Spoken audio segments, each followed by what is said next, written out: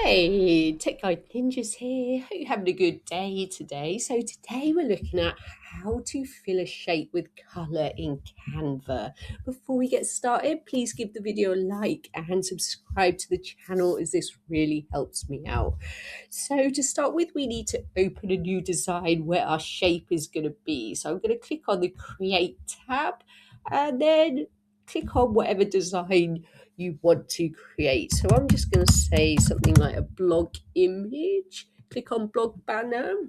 And then I'm going to put a shape into this design. So to do that, I'm going to look over to the left and click on elements. So here you have a few different options. You've got like different categories. So there is a shape category right at the top.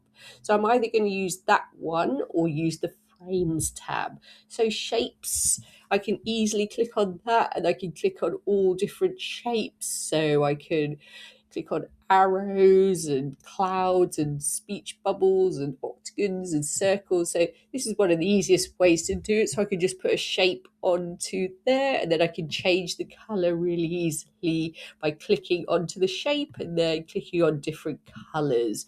So that's one way to do it. The other is by using the frames tab. So frames, so here you can add in like images or colors depending on what you're working on.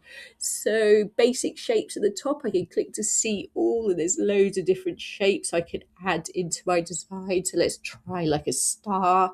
Again, you can make it bigger, move it around, put it wherever you want on your design. Then when you're happy with where it is, you can fill it with colors by clicking onto the shape, then clicking onto the color tab at the top.